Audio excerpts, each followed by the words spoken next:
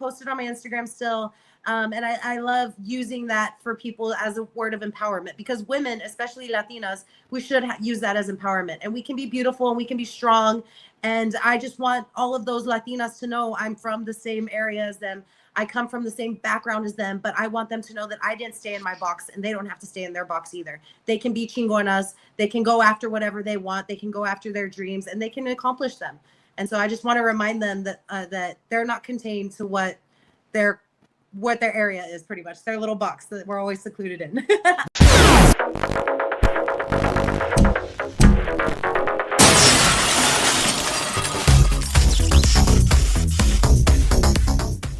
What's up, you guys? Welcome back into Rock 94.9, Omaha's rock station, as well as the Battleground podcast, iHeartRadio's official wrestling podcast. Now, we are very excited because WWE Monday Night Raw is coming back to Omaha, CHI Health Center, this coming Monday for Raw on Netflix. And today, we are very excited because we recently talked to her not too long ago, and she didn't have tag team gold then, but we put it out there in the universe last time she was here, and I think maybe we had something to do with that. But give it up for Raquel Rodriguez joining the show.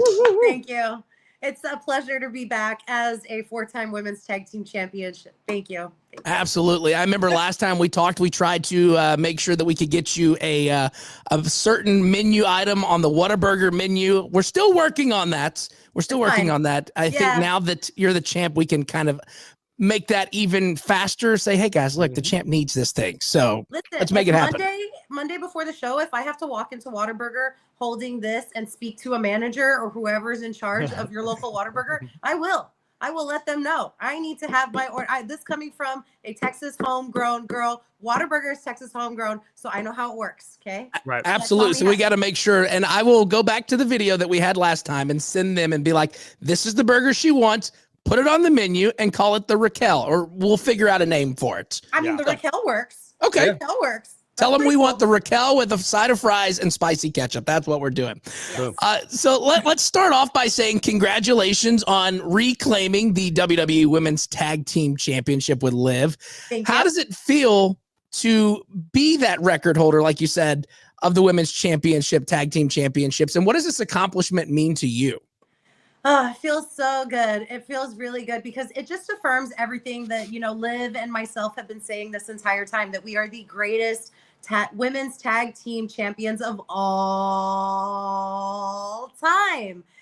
So just to know that we, got them back and we made history by becoming the first ever 3-time tag team champions, and then having that little upset at WrestleMania, but getting them right back the night after and becoming the history-making, record-breaking 4-time women's tag team champions, greatest of all time.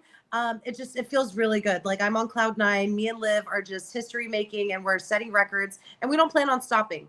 We're on a roll right now, and this truck is just going to keep going and going and going. Nothing's going to stop us now.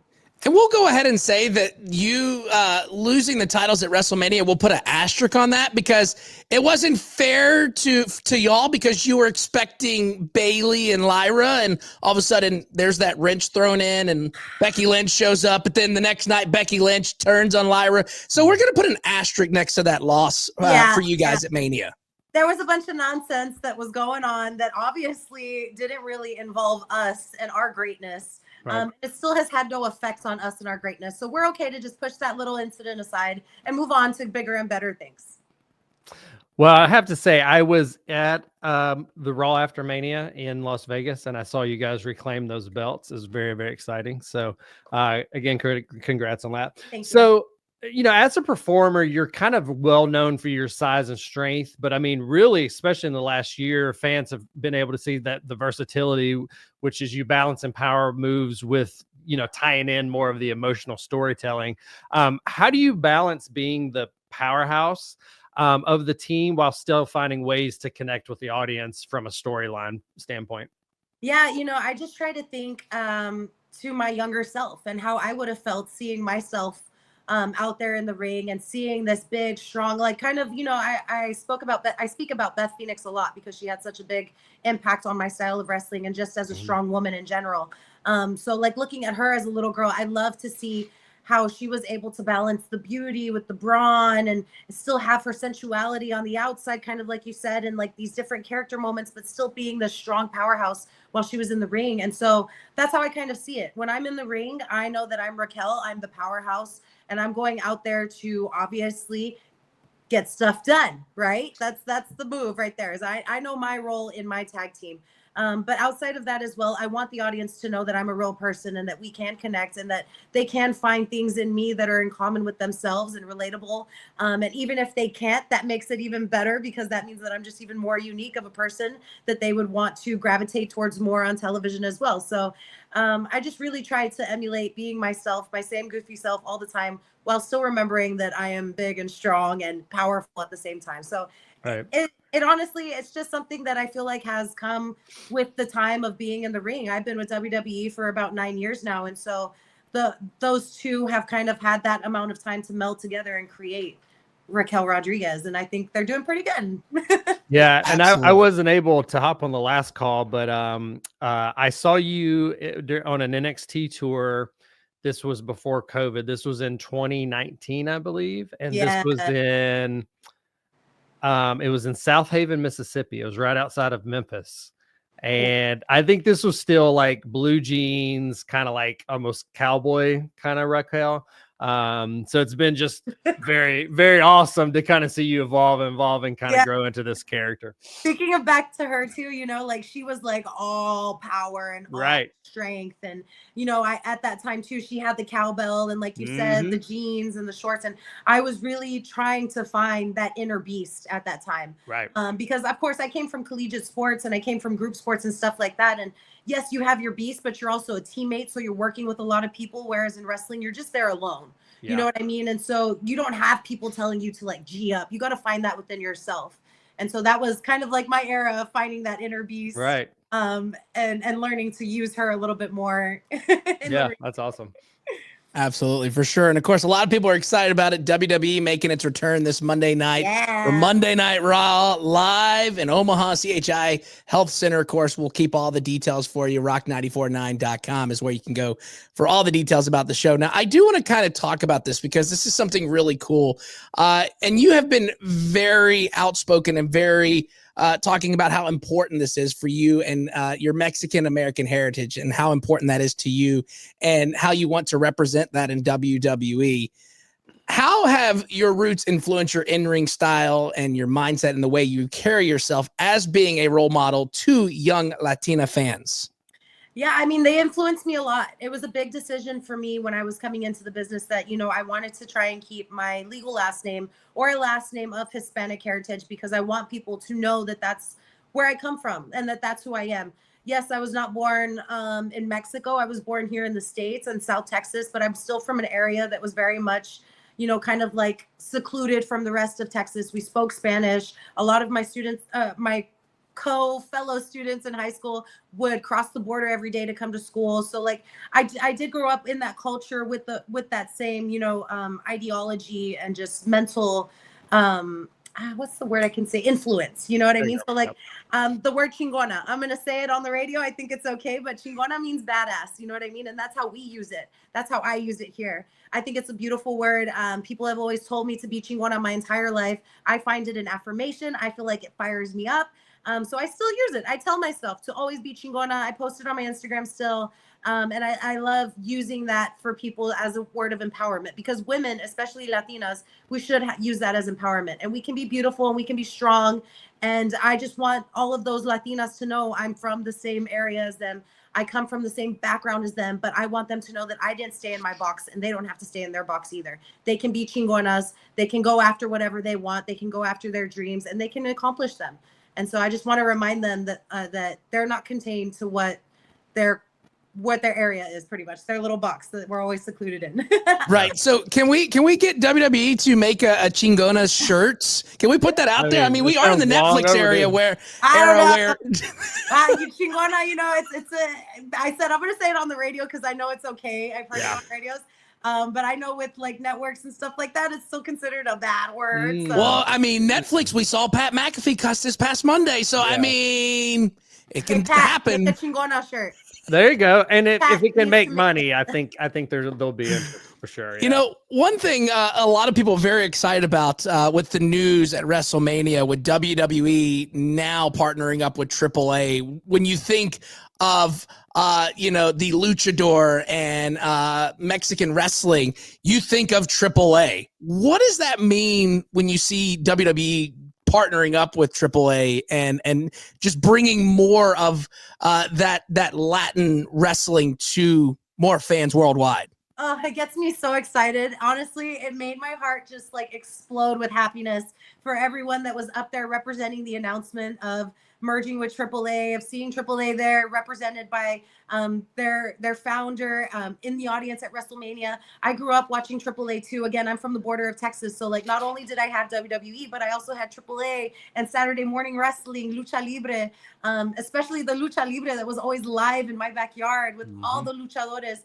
I think it's a beautiful, beautiful style of wrestling, and just the intense passion that they bring, and the crazy moves, and just the creativity from the masks to the moves. It's just so cool. And so I'm just so excited. I really am excited. I hope I get to be a part of any little bit that happens with AAA. I hope I get to go over there and perform with some of their female luchadoras. They are amazing as well. So I'm really looking forward to this. It's going to be huge.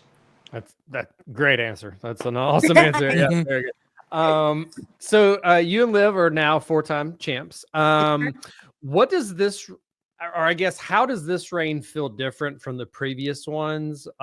Is it sweeter perhaps or something? And now kind of adjacent to that, do you still have your singles goals that you have in the back pocket, or are you kind of like just full steam ahead with the tag team right now?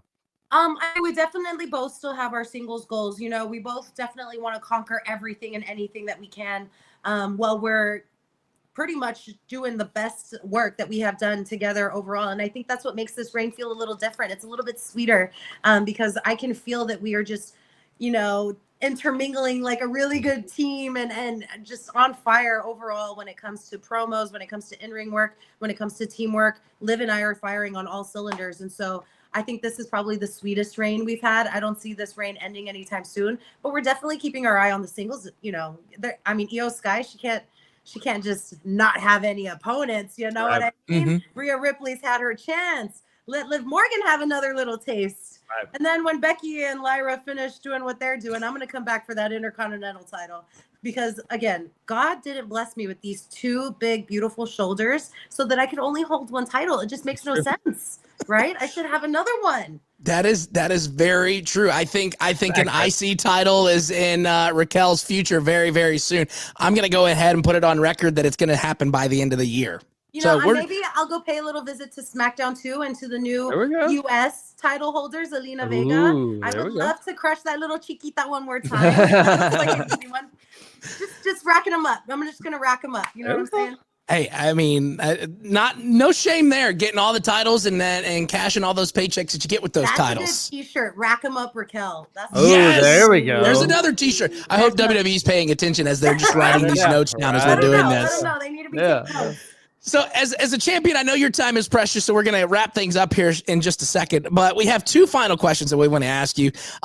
If we were to scroll through Raquel's music playlist right now, if we just start going through and we say, didn't think Raquel would listen to this. What's one of those surprise songs on your playlist that we're like, I didn't think she'd like this? Well, let me ask, what kind of music do you guys think I listen to? I mean, I think you listen to everything. I'd say everything. I would say you lean towards country for some reason. I would probably say classical's not on there. Like Beethoven. Okay, yeah, definitely not. I'm not listening to classicals, definitely not. I do listen to everything. I do love country. I love Tejano music. I listen to reggaeton. I listen to hip hop. What's a song? You know what? I just downloaded this song, and it's only because it takes me back. So it is a little bit of a millennial song, but it's called Rush. It's just... is that is it not Bewitched, is it? No, it's not Bewitched. Oh, but I love Bewitched it's like too. That was a girl. It was like Jennifer something, right? Yes, Jennifer. Oh man, it's gonna kill me if I don't think of it. I got it on my phone. Hang on, right yeah, because for the longest time I thought that was Mariah Jennifer Carey. Page. Yes, Jennifer Page. There was a couple things she hit that kind of had like some Mariah inflections, but then 7 months later, like, oh, that wasn't Mariah this whole time. But yeah, that song was awesome. Like honestly, there's some one hit wonders on my phone from when I was younger, like Willa Ford. Oh yeah. She had just that one song, I Want to Be Bad. And I'm like, that song literally still hypes me up though. Oh yeah. I want to be bad sometimes. And I'm like, ooh, yes, I'm ready. Let's go kick some WWE women butt in the ring. Absolutely, for sure. Now, last question, and I think I already know the answer to this one, but we're going to ask any details that you can give us, because you and Liv are BFFs. Any little details you could tell us about this movie thing that she's teasing everybody with? Because we see the things online, and maybe you could give us a hint, or do we just find out this Monday night when Monday Night Raw is live in Omaha? Yeah, I'm sorry. I think you guys are going to have to wait. You know, I like y'all too. We have great conversations, but I don't like you that much. So you're going to have to wait. The secret's mine. Well, Raquel, it's an honor to have you back on the show. Glad to see you have more championship gold around your shoulders. We're hoping to see more in the coming months. And before we let you go, anything you want to say to people watching and listening to this right now? Just remember Monday night, Omaha, Nebraska. And when you're sitting out there and you see me come through that curtain, I want to hear, rack 'em up, Raquel. Rack 'em up, Raquel. So that I know you guys are really, like, you know, behind me.